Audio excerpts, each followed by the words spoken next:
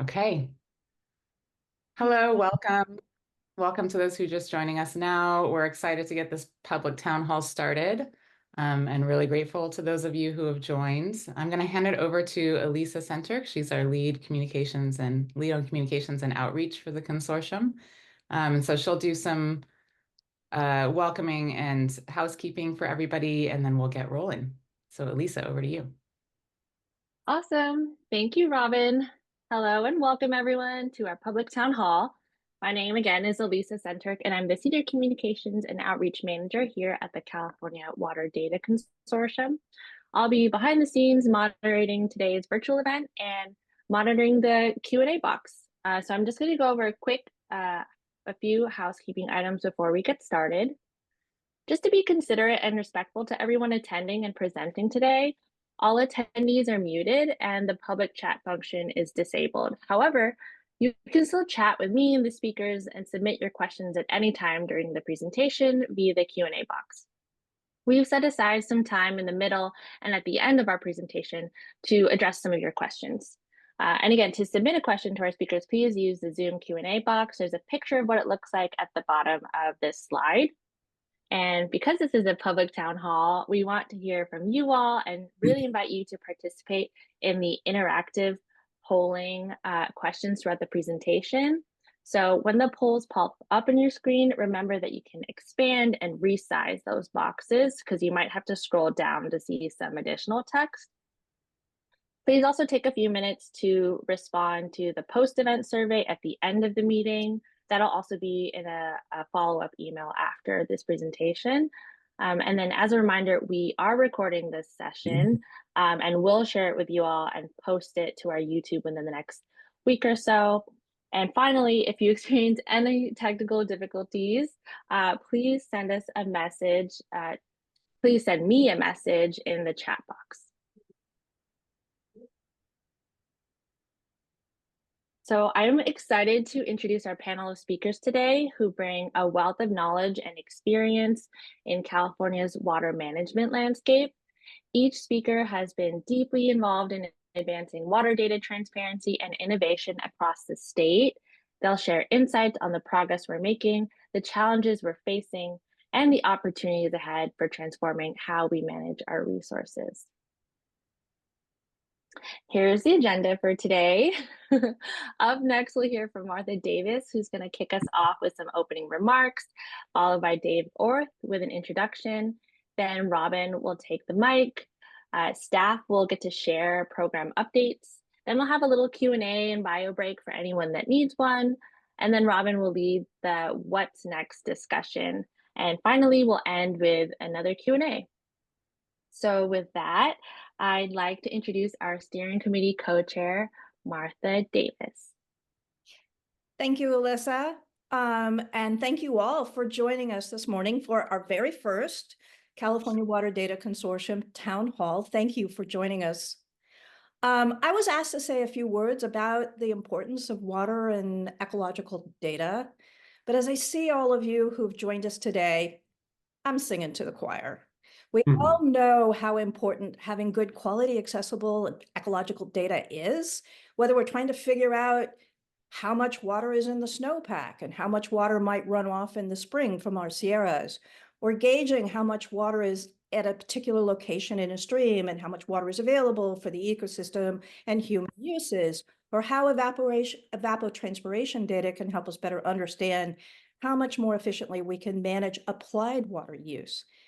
I think that the new piece of information for all of us is our climate changing world, where the need for more useful, more usable water and ecological data could not be greater. So 8 years ago, Senator Frank Dodd set California's feet on a breathtaking path to transform the water and the ecological data that is collected, stored, and made available by all of our state agencies. And his vision was that California could create a more modern, integrated system, and one that would foster collaboration, not only within and across our state agencies, but with all California water data providers and users, includes local governments and water agencies and nonprofits, academics, right down to individual community members. And ultimately, the state's goal is to ensure that the state's water and ecological data is not only useful, but is actually used by all of us.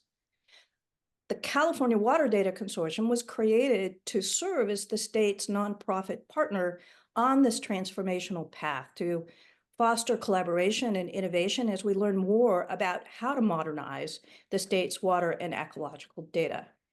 So to talk about the consortium and its groundbreaking work, I'm very pleased to pass the baton to David Orth, who is the chairman of the board for the California Water Data Consortium. Dave hails from the Central Valley, has many, many decades of experience in leading water agencies, and is one of California's most ardent and thoughtful advocates for improving water management through better water data. So please join me in welcoming Dave Orth. Thank you, Martha. I appreciate that very much. And I also want to thank you for the role you fill as a co-chair of the steering committee, along with Nick Martirano. Much of our progress and success, some of which we're going to hear about today, is in large part due to your leadership and your support that we receive through the steering committee. So thank you very much for that.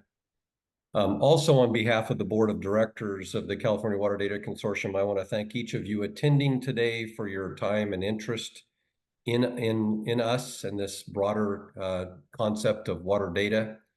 I think as you'll learn more today, you're going to find that the consortium plays a very important role in the implementation of the Open and Transparent Water Data Act, which Martha noted was passed into law in 2016. Our overarching goal, which is presented on this slide, is to serve as a credible, trusted leader and convener in open water data access and use in California. And I think we've made tremendous leaps in that regard with a lot more ground to cover. Let me talk a little bit about our governance before I introduce our new CEO, and that is that we are governed in kind of a unique structure. We have a 9-member board of directors that represent various sectors. Our board is active, visionary, engaged, and has shown tremendous energy. Frankly, they're a lot of fun to work with, and I'm privileged to be part of that. Our governance is supported through engagement with and input from the state partner agency team, the steering committee, which I've already talked about, and working groups that have been formed to oversee activities and project development. I know many of you in this governance structure are in this town hall. And so I want to acknowledge you generally and thank each of you individually for the work that you do in moving us along. And through this structure, as Martha pointed out, we function as a unique public-private partnership and provide space for collaboration and engagement among state agencies and various parties with interest in water data. I also want to acknowledge before I complete here is our founding CEO, Tara Moran, who joined the consortium in 2019 and served until earlier this year. I don't know if Tara's on because I can't see full attendance, but she did serve us well. She built the organization, relationships, and initiated a number of the projects that you'll hear from today. As you know, she left as CEO earlier this year, but still provides important support to our team and input to both Robyn and the broader team. And so we fully appreciate that. Upon Tara's announcement, the board initiated an executive search process that included receiving input from the steering committee and the partner agencies on the most important attributes that we sought for our next CEO. I'll acknowledge our search committee chair, Christine Johnson, who I believe is on the call or attending, and she did a terrific job in leading the board and overseeing the process. As we progressed through our interview process, it became very clear that our selected candidate possessed those attributes and much more that was important to us as we move forward. So with that, I will introduce Robyn Grimm. She comes to us from the Environmental Defense Fund, where she served as senior director. She served as interim CEO of OpenET, where she worked with the board of directors and various partners that she's already translated into the relationship she's building with the consortium's board and other members of the governance committee and staff. She's demonstrated tremendous skill and expertise in management, and we're really excited about having her on board. We're excited about what lies ahead and what will be accomplished under her leadership. And so with that, it is my privilege to introduce to you Robyn Grimm, CEO and President of the California Water Data Consortium. Thank you so much, Dave, for that very kind introduction. I am myself so excited to be in this role and working with all of you. I want to also thank Dave gave a great explanation of our governance structure. I would like to take a quick moment before I begin to thank our board members for their excellent guidance to this organization and for the time they've spent with me as I've learned so much about the work that we're doing. And I also want to take a moment to thank our steering committee members and working group leads as well. For all of you within our governance structure who are on this call today, thanks so much for joining and for your ongoing support for this organization. I want to echo the thanks also to our broader partners and everyone else who has joined us for this town hall event. I really appreciate the diversity of folks who are in this virtual room with us today, which in my mind just really speaks to the universality of the need for a modern water data infrastructure. There's proponents for that cause across all actors within the water management space, and we really appreciate your voices in particular being added to our conversation here today. So thanks for joining us. I think we all bring our unique histories too that inform our interest in water data. I came into this role having spent 7 years at the Environmental Defense Fund working on OpenET, as David mentioned, working with partners across government agencies, universities, private firms, other NGOs, to fill a critical data gap for water management and to ensure that the evapotranspiration data provided via OpenET was really accessible, appropriately contextualized, and transparent, interoperable via an application programming interface that the team built, and very easy to use. Before that, in my work as a consultant, I worked on the issue of water data from the perspective of how to put it to better use and make it more accessible. And I spent time asking questions about what else we needed to measure and monitor across the system generally to improve water management. I gained an appreciation through those experiences of the importance of data and the possibilities more open and reliable data enables in terms of innovation and collaborative solutions. I also learned about the importance of user-driven design for data portals and of open collaboration between data producers and modelers to increase the interoperability and utility of data. So, really some of the focus there being on this kind of plan and prepare portion if we're looking at this figure of the data life cycle. I also gained a huge appreciation for just how important it was to dedicate significant resources into building trust in data and demonstrating its use for real-life decision-making within local communities and by folks who are actually making decisions and managing water on the ground. Related to that trust piece, I also came to appreciate the immense value of open lines of communication between data providers and data end users. In my view, only then can this vision of open data be truly realized, where the rate of scientific advancement and improvements in data quality is really exponentially increased with crowdsourced feedback about where the data is or isn't matching expectations of reality, or where there might be accessibility or usability issues with the data. So kind of focusing then on that left-hand side of the data lifecycle in front of you. That trust component also has implications for the standards applied and accuracy assessments for key data sets, right? And the importance of really openly sharing the approaches that we use to assess accuracy and to share the results from those assessments with the end user community. So with all those lessons learned in that background, I started this new role here with a sense that there was a lot of great work we can do to continue down the road of modernizing California's critical water data infrastructure and sort of realizing the full scope and vision of open and transparent water data for the state. Since starting my work here at the consortium, though, I've learned that I had my own blind spots. The water data landscape and the need for investment and stewardship therein is even vaster than I'd first appreciated. I must admit, I hadn't yet in my career spent a lot of time thinking very carefully about things like metadata standards, interoperable repositories, domain-specific protocols for data publication. Some of the very early phases of that data lifecycle that's up in front of you now that many of you on this call help care for and steward, which are essential to eventual daylighting and use of data, but which are often hidden from view and even in my case, underappreciated.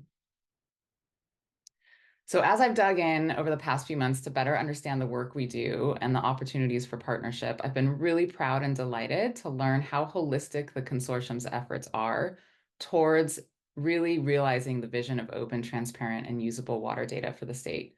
We don't focus only on improvements within one part of that data lifecycle, and rather we're pursuing efforts to improve the entire system that drives the state's data infrastructure from that very first moment of a data point being collected through publication, and then all the way around the data lifecycle to eventual uses and applications. I'm excited to turn the mic over in a second for the rest of the consortium staff to provide some examples and updates on that work. But before then, I'd be curious to take a quick poll to help us better understand the perspectives you all are bringing within that landscape and how your own work touches on or connects to us at the California Water Data Consortium. So a poll should be popping up on your screen, and we hope that you all will participate, take a minute to answer the question. You can select up to 3 choices, and I'll just give a minute for folks to weigh in.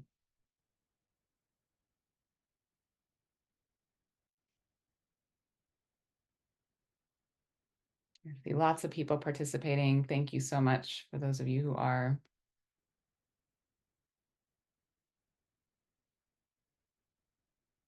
And Elisa will be putting the results up shortly once we see that we've got kind of critical mass of folks responding.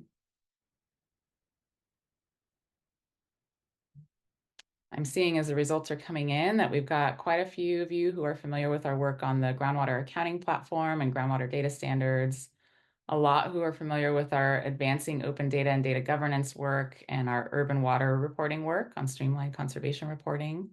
So it's great. Some diversity of background here. I'm going to share the results now.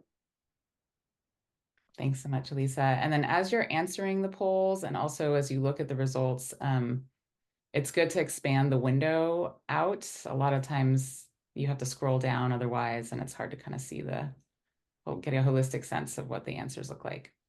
So great, a good diversity of familiarity with different aspects of our work. I'd like to now flip this question on its head a little bit and ask instead what you would like to learn more about in terms of the work that we're doing as an organization. So maybe you came to us familiar about one thing, but are interested in something else. So please take a minute to answer this poll.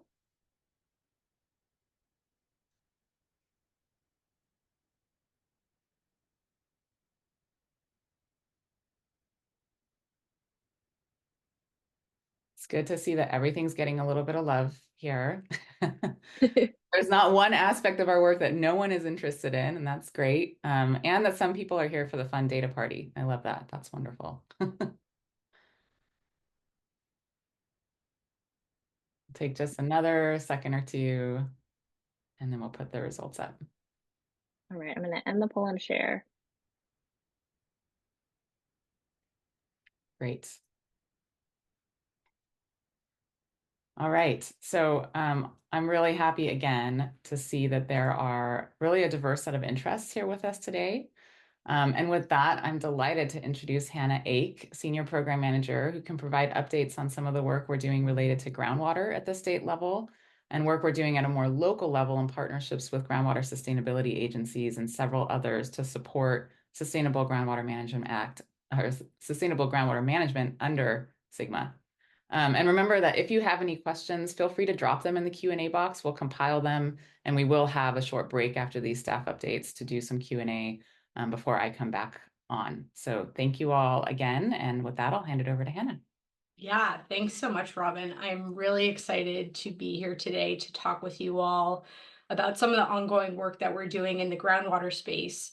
I've actually worked as both a data scientist and a data manager for the government and academia in the past. So I'm really pleased to kind of be bringing all of that background to a variety of projects at the consortium.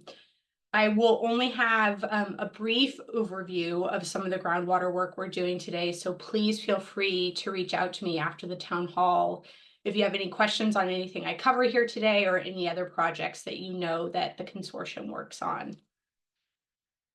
So our groundwater projects are primarily focused on 2 major components. The first is the scaling of the open source tool, the Groundwater Accounting Platform, and then the co-development of common data reporting formats and best practices that will help to streamline reporting these data to the state. And so we really couldn't do any of this work without our incredible partners that we have on each of these components, including DWR, Environmental Defense Fund, Environmental Science Associates, and Olson, who are supporting the Groundwater Accounting Platform, and then DWR State Board, Jacobs, Woodland Kearns and West, Edelman, supporting work on the data reporting format side of the house. And so, work on each of these components has really been led by a diverse group of advisory committees and working groups, with folks from NGOs, community groups, academias, GSAs,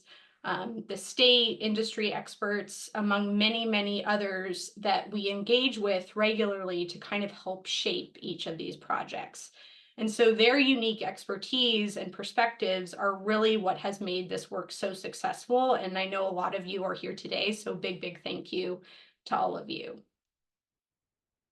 So first, I kind of want to talk a little bit about what we're doing on the Groundwater Accounting Platform.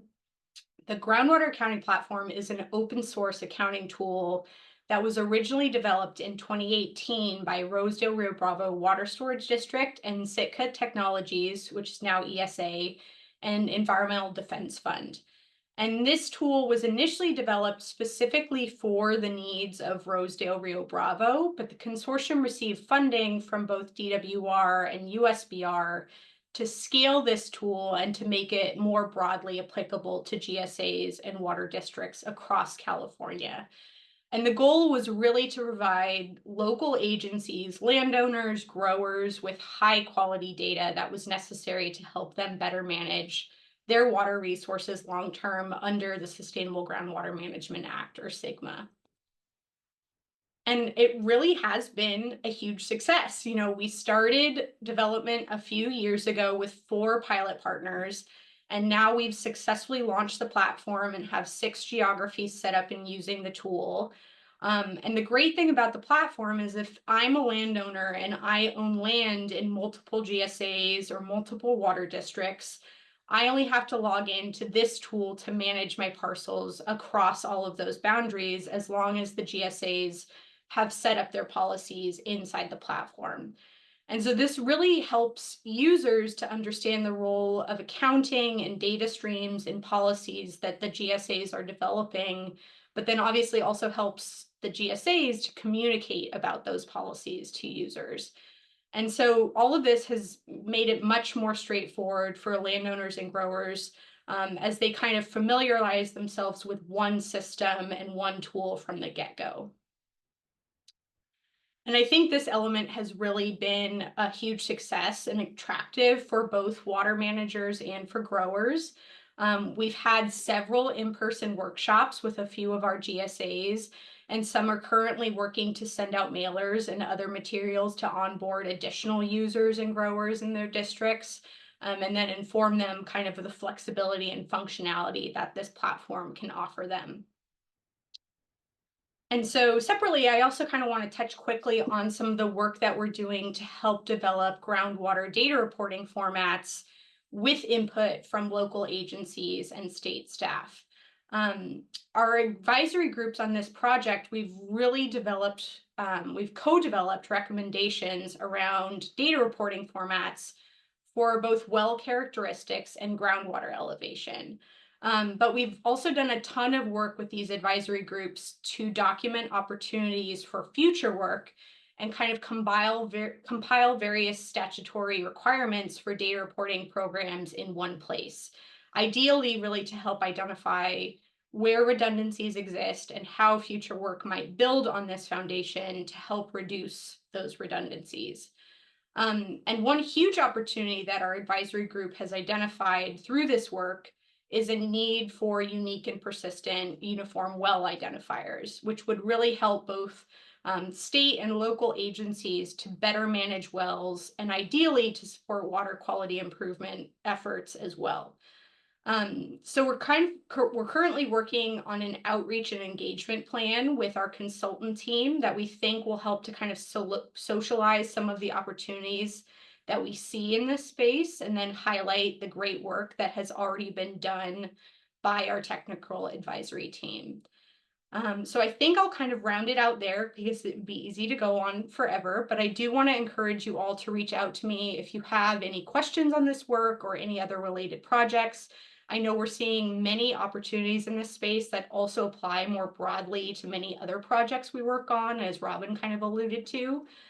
So I think with that, I will turn it over to Sonia. Great. Thank you so much, Hannah. Good morning, everyone. Thank you for being here. My name is Sonia Milonova. I'm a senior program manager with the Consortium, and my background is in environmental engineering.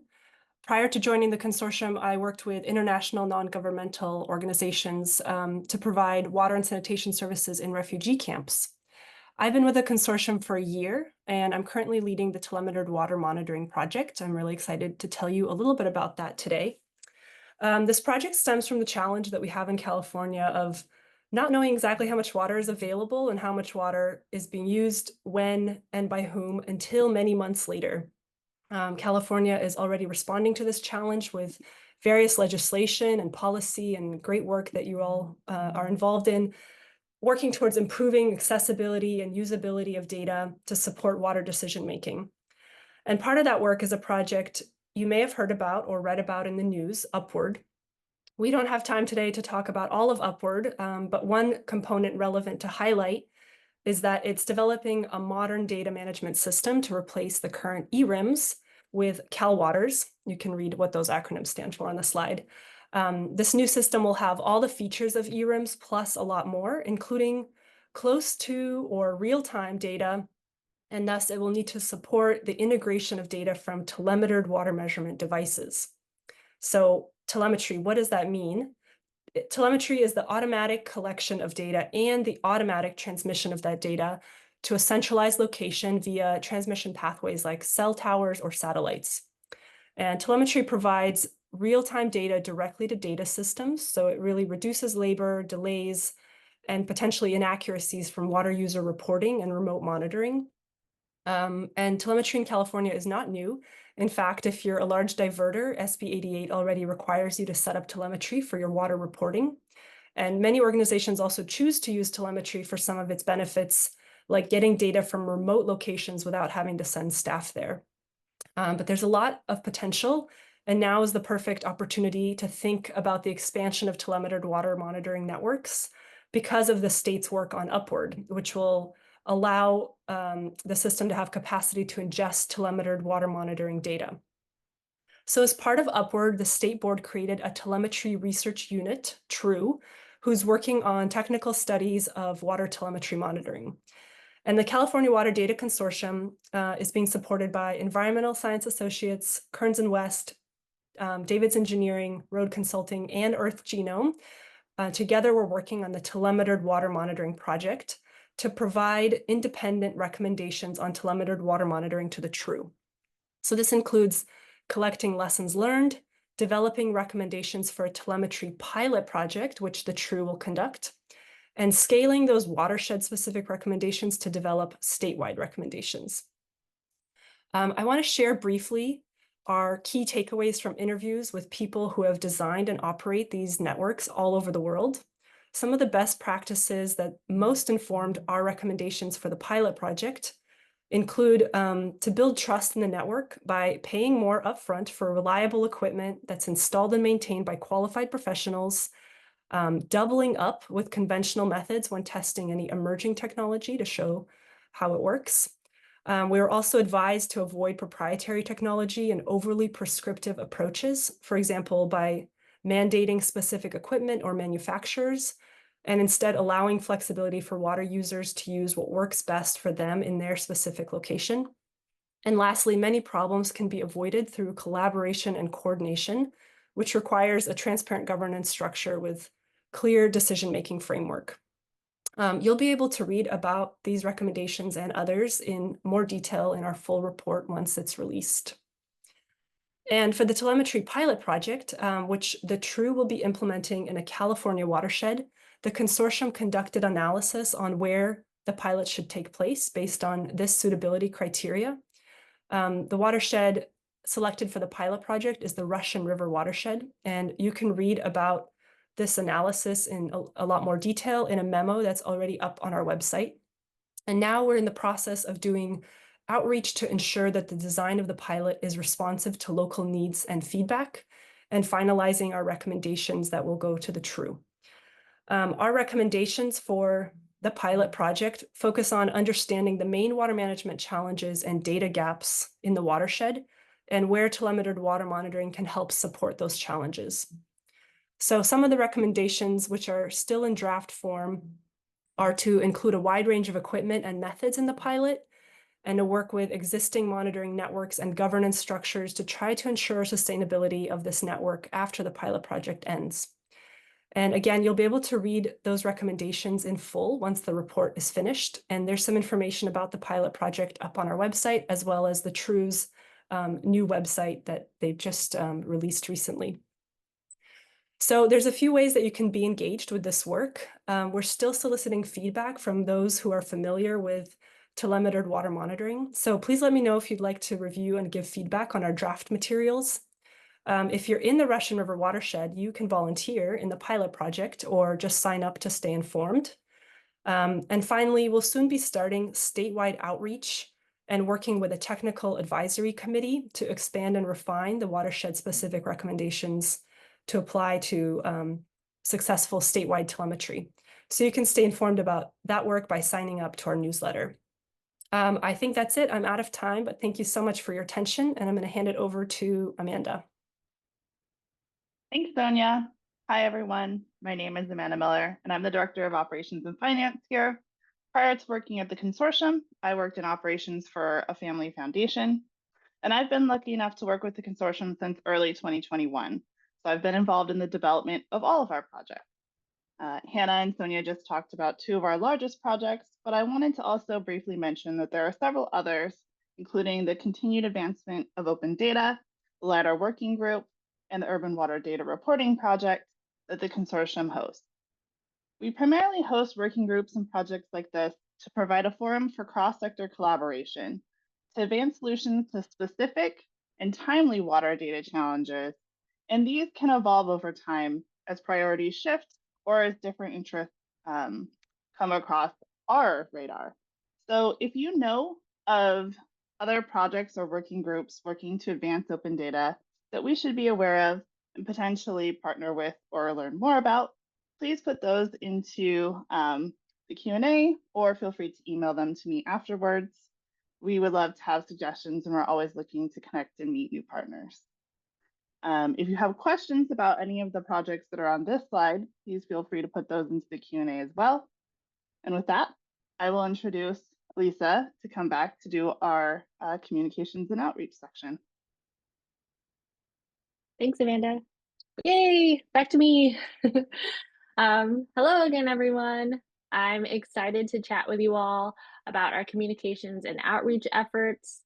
I joined the consortium at the end of April, early May, and have been working with our awesome team to build up our communications and outreach muscle over the last 6 months. So a little about me, I bring over 8 years of experience in marketing and working with environmental NGOs, where I focused on using strategic communications to drive meaningful change and connect with diverse communities. I most recently worked at a local waterkeeper organization here in San Diego, where I'm based. So this list probably looks familiar to you all, since it's similar to the graph we had up at the beginning of our presentation.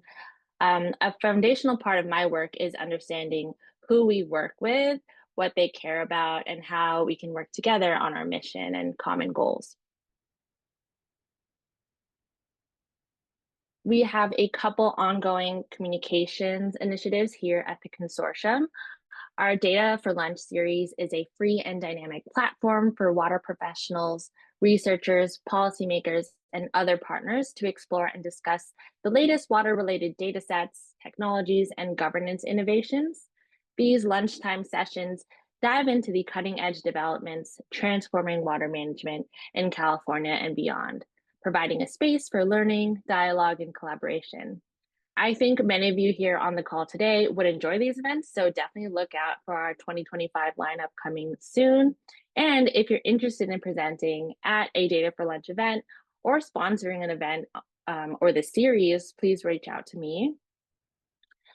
Second, our Data Current is our new quarterly email newsletter where we share insights, news, and opportunities in open water data.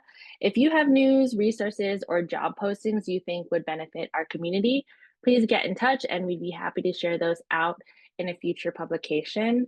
And if you aren't already, please consider subscribing. So as we engage in our strategic planning work, we're also thinking about this more like holistic approach to our communications and outreach. We're actually in the process of looking to work with key partners to find and develop sticky stories that help us understand and visualize like what management scenarios and questions people are attempting to solve with, and in many cases without, open water data on the ground and out in the field.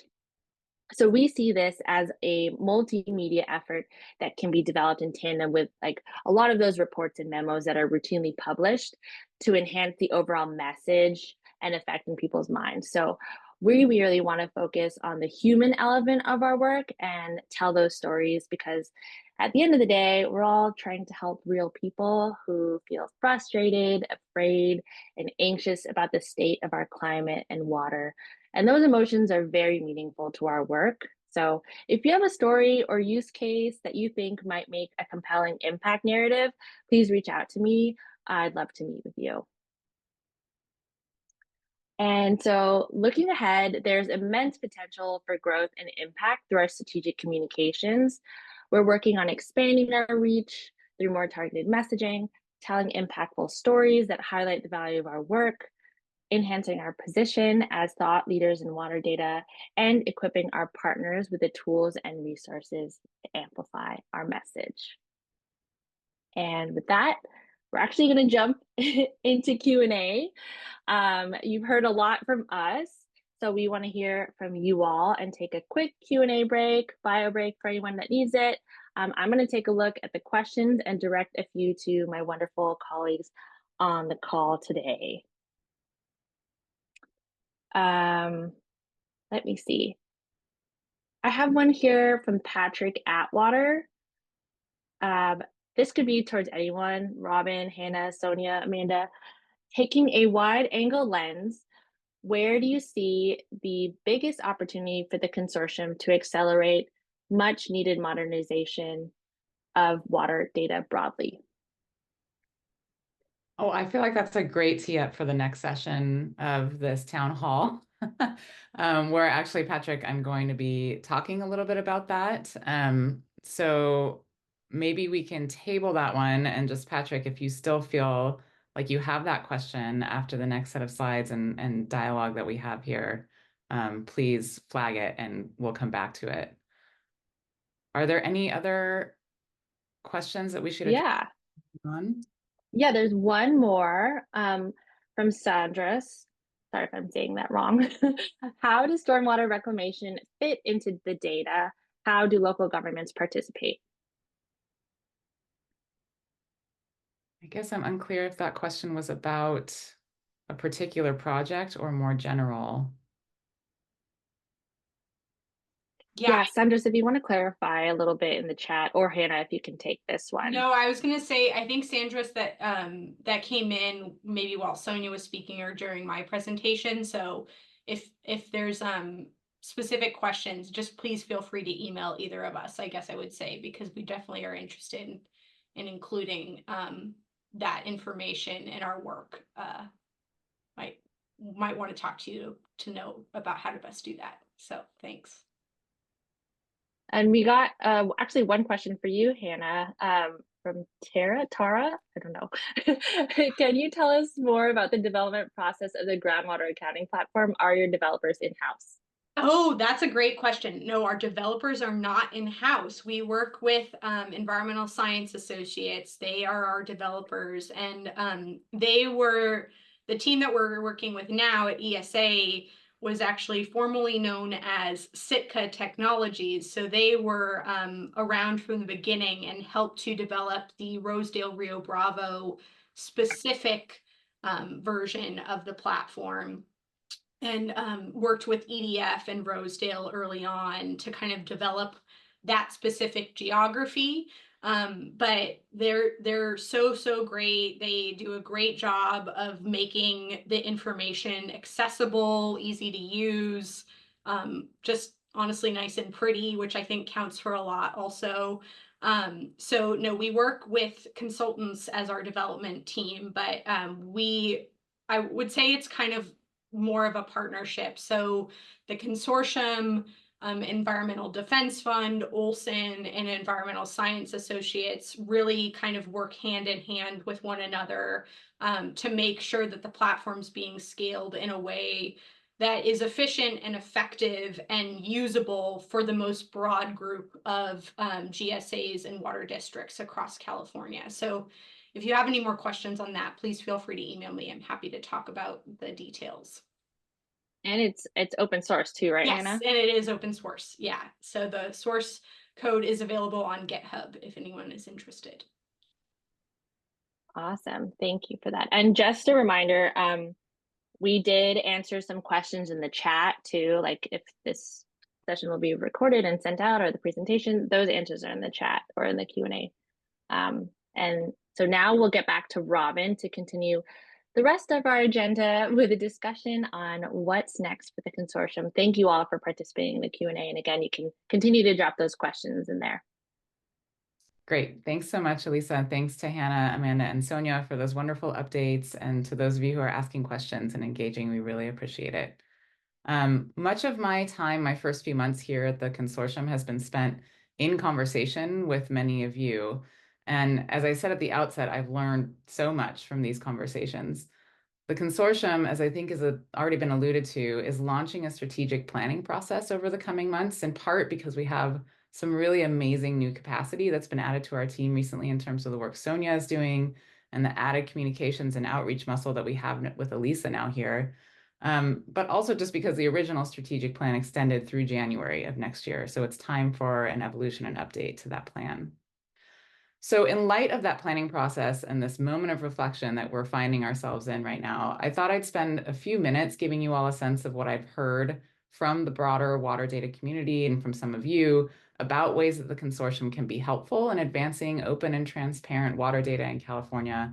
Talk briefly about how those learnings are informing our thinking as we consider our strategy for the coming years. And then we'd really love to poll you all again and add your perspectives to this conversation here today. So to start, I'd like to return to this, what I find a useful framing of the data lifecycle for our water data in California, and tell you all, kind of walk through it and tell you all what I've learned are the needs and opportunities for modernization, gap filling, and streamlining within each aspect of this cycle and the ways that the consortium can potentially plug in and help. So to start, in terms of that top of the cycle here, plan and prepare, I've heard from a bunch of you that it's really important that the consortium continue the work that we're doing to build partnerships and convene stakeholders that help to ensure collaboration and alignment on the goals that we have for water data in the state.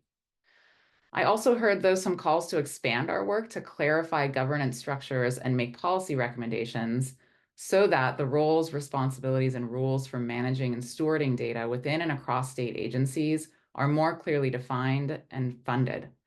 I also heard calls for the development and implementation of a broader set of training and capacity building programs to build capacity for data management and stewardship within state agencies and within other agencies responsible for water management in the state.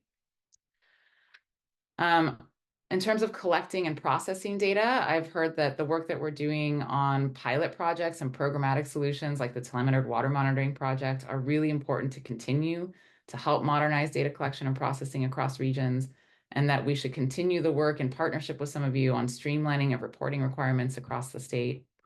I also heard calls to expand stakeholder engagement even more and to work more with local agencies to ensure that we have more comprehensive and consistent data collection across the state, and that we just continue working in an ongoing way on the building of trust in different data sources and between entities that are working to manage water in the state. So moving on to that QA/QC, assure and analyze part of the data lifecycle. I've heard calls to continue just generally supporting transparency initiatives that really open the lines of communication between data users and providers and with the scientific community as different data sources are sort of assessed for their accuracy and reliability. And then I also heard calls to expand efforts to really recommend and advance data standards and protocols more meaningfully to ensure that the data is QA/QC'd and published in a more consistent and high quality manner. And then also to start looking more deeply at the viability and reliability of remote and AI generated data to maybe supplement on groundwater use and or streamflow data networks in the state. On to the preserve, store, publish, and share portions of that data lifecycle. Again, just kind of continuing to advocate for and play a role, let people know about the importance of data infrastructure, even that physical infrastructure, to ensure that data can more effectively be stored and preserved for future use. And then also to support broader efforts on cross-agency data stewardship and interoperability is something that we could maybe do a little bit more of into the future. And moving on then to this discover and integrate portion of the data lifecycle, I've heard that we really need to continue demonstrating that return on investment for water data with projects like the Groundwater Accounting Platform that you heard about from Hannah, and continue outreach efforts like this one and our Data for Lunch series to sort of really make sure that folks in the public space and across the water management community understand the importance of this work that we're all trying to do here on data together. I also heard calls to invest more in storytelling and public outreach events that make data needs more understandable and compelling. Things like that impact narrative work that Elisa referred to. I'm really excited about that. I think that kind of thing is really important going forward. And then also to identify and work on efforts to really fill gaps that still exist in data availability, accessibility, and use in the state, especially for critical applications like more holistic water accounting in the state of California.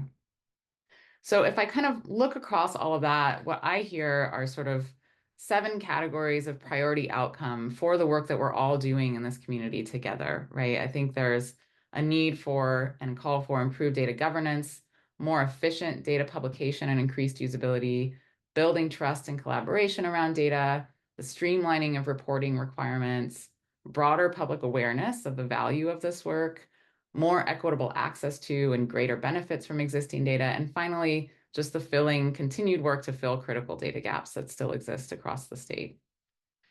In terms of where the consortium fits in then and where we're best poised to contribute, I've put on the slide here the goals that are currently listed within our strategy. And I'm really interested in taking a close look at these as we think about what's next for this organization and the ways that we're supporting all of you and the broader water data community. And while these goals as they're currently written really do resonate for me, I think there are some opportunities to maybe more explicitly incorporate, especially policy advancement, maybe some opportunities to more explicitly incorporate equity goals and to strengthen our communications goal a little bit more. I also think there's a lot of devil in the details in terms of what is meant by this first goal. And in our strategic planning process, want to be sure we're really clear on what we think those most critical water data challenges actually are that are going to inform our work and programmatic priorities. And a few of those were sort of alluded to in the slides above. But we'd really like to hear from all of you on this topic. So that leads us now into our next set of audience-directed questions. We have 2 polls that we'd like to walk through with all of you, and we really do hope that you stay engaged and contribute your perspectives. And after that, we'll have a little bit more time for open Q&A in response to some of the slides that I just presented, and then we can close out the town hall. So we'd love to hear from you. What do you think are the highest priorities for achieving more data-driven water management in California? And if you don't see your priority reflected, please feel free to send a chat our way, and we'll try to verbalize some of the other ideas that we're seeing coming through the questions box or the chat box. So we'll give folks a minute or two. Remember to scroll down or to expand your poll so that you can see you can see all of your options there.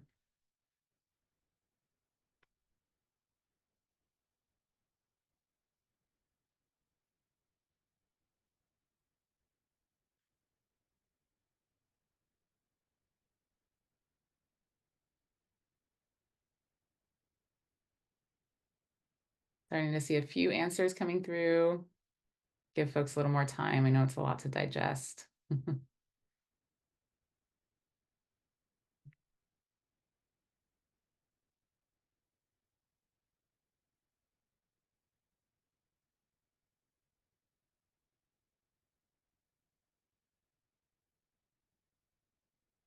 Thank you all so much. I see folks are filling it out, and I just really appreciate again the engagement and participation. We're going to give folks just one more minute.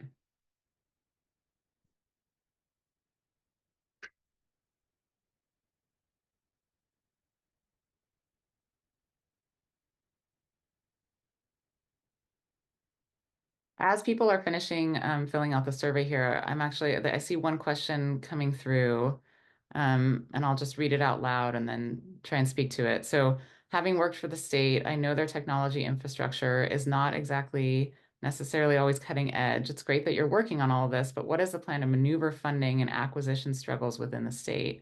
Or is there an expectation that these solutions will remain with the consortium?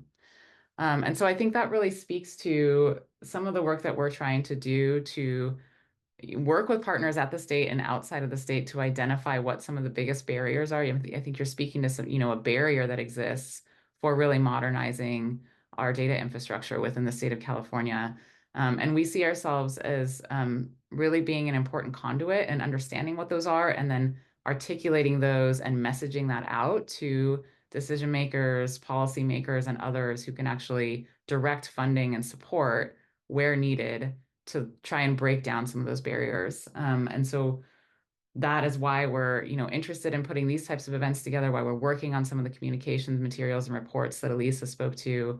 And we really welcome ideas from this broader community of things that we need to be paying attention to and developing messaging and recommendations around. So I really appreciate that question. I'm going to share the results on screen. Great. Thank you, Elisa. So it looks like data accuracy and trust is the winner of this poll. But again, we have, and apologies that the blue, we weren't able to mess with the colors. So the light blue to the dark blue is a little hard to see, but the light blue is sort of lower priority, the darker blue is medium, and the orange reflects high.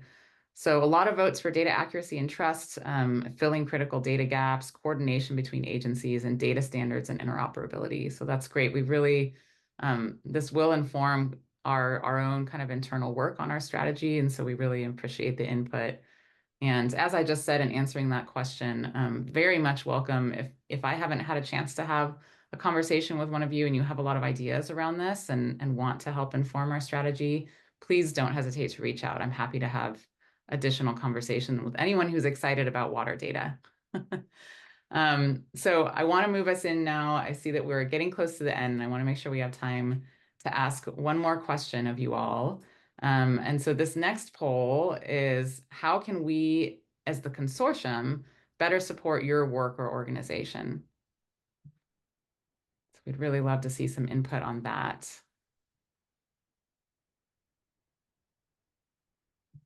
And again, I know it's a lot to absorb and to respond to, so we're going to give folks a minute or two. Apologies for the silence while we're waiting on that.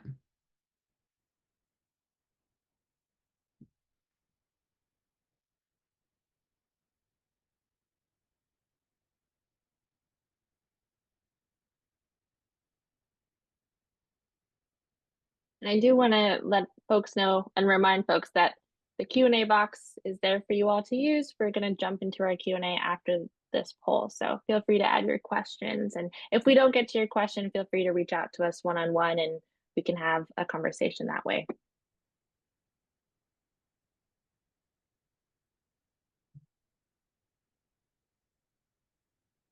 And we're seeing great participation in this. Thank you all for adding your perspective.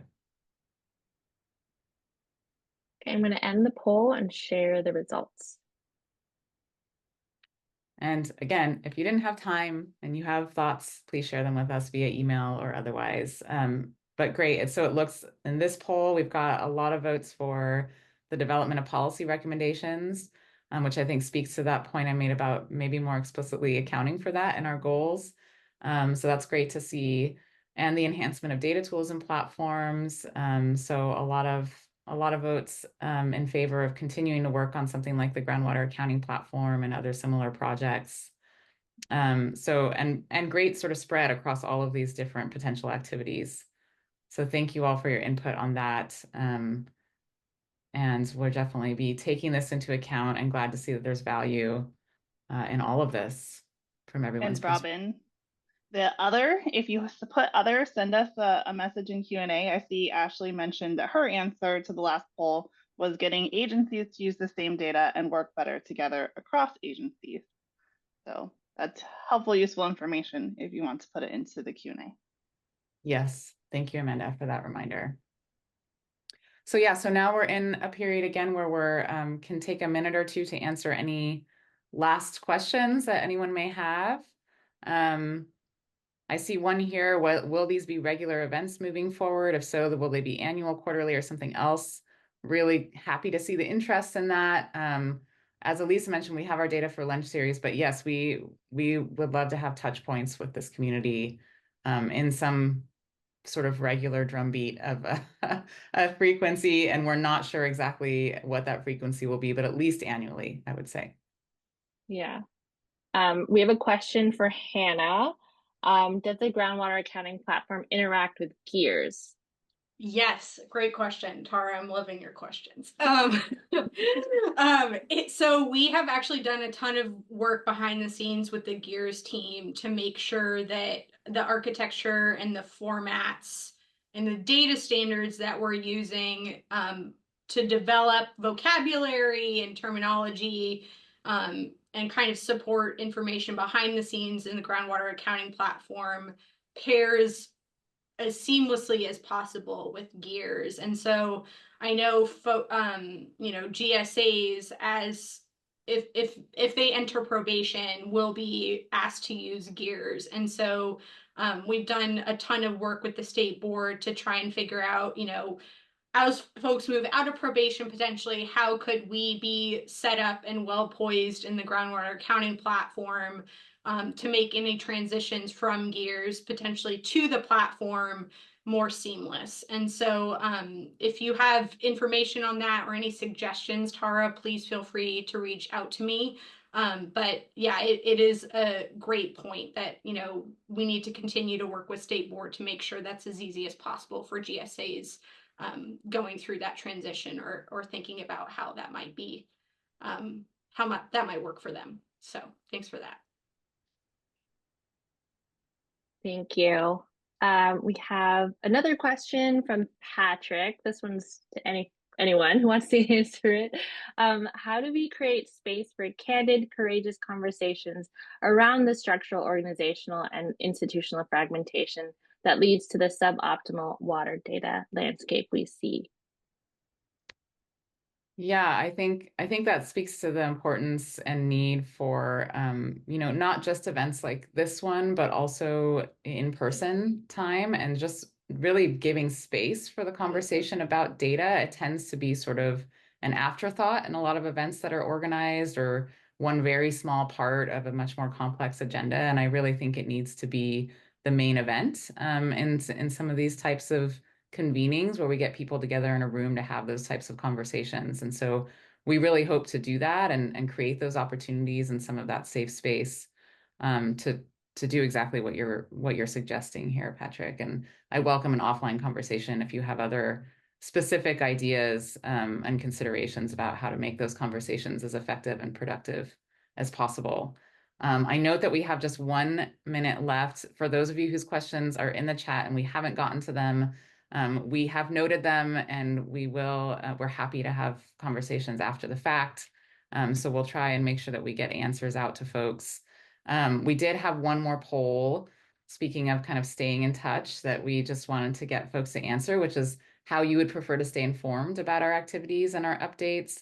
So those of you who are remaining and have a minute, we'd love for you to just answer that poll real quick for us. After we display the results, we'll put up some of our contact information as well. And I'll just round it out by thanking you all so much for joining us today and for your thoughtful questions and engagement. We really hope you found the discussion valuable and that you leave with a better understanding of how we're working here at the Consortium to advance water data transparency and innovation across California. A real special thanks to our speakers for sharing their insights and to our board chair, Dave Orth, and steering committee co-chair, Martha Davis, for your support. We really do encourage you to stay connected with us, sign up for our newsletter, follow us on LinkedIn, send us an email and keep an eye out for future events in the new year. So thank you again so much, and we look forward to connecting going forward. Hope you have a great rest of your day.